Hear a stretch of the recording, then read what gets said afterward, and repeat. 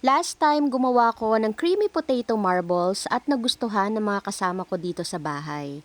At dahil magkakaroon ng ganap sa office ang boyfriend ko, naisip ko na gumawa uli at i-level up ang sarap nito para sa kanila.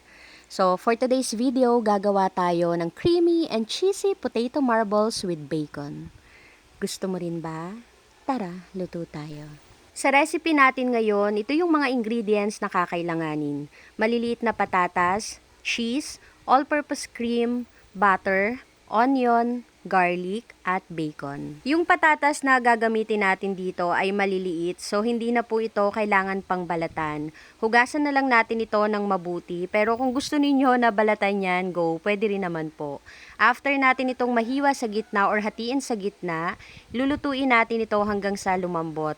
Timplahan lang natin ito ng asin. At dahil ito nga ay dadali ng aking boyfriend sa office, medyo marami-rami yung lulutuin ko.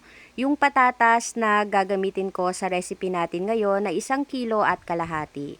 At makalipas nga ang ilang minuto, malambot na rin yung patatas. After nyan, tanggalin lang natin sa tubig, then set aside. Next na ihahanda ko naman dito ay yung sibuyas na puti. Medyo malaki-laki yung ginamit ko kasi gusto ko sa recipe na ito ay maraming sibuyas. Kung gusto nyo palang gumamit ng pulang sibuyas, pwede rin naman po. Hiwain lang natin ito ng ganito kaliliit. After ng sibuyas, next na natin ihahanda yung bawang. 1 buong bawang lang yung gagamitin ko. Same sa sibuyas, hiwain lang din natin ito ng maliliit. After nating may handa yung sibuyas at bawang, sa isang pan maglagay lang tayo ng konting mantika, then prituhin na natin dito yung bacon. Lutuin lang natin ito hanggang sa matoasted ng bahagya, then set aside.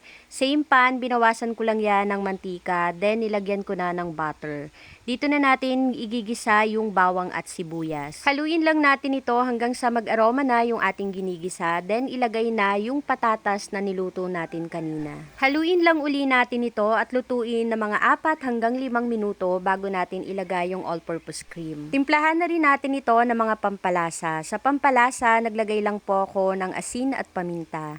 Tikman nyo na lang din po pala kung okay na sa inyo yung lasa. Pag okay na, mag-add na tayo dito ng cheese. At dahil ito nga ay creamy and cheesy potato marbles, maraming klaseng cheese yung nilagay ko dito.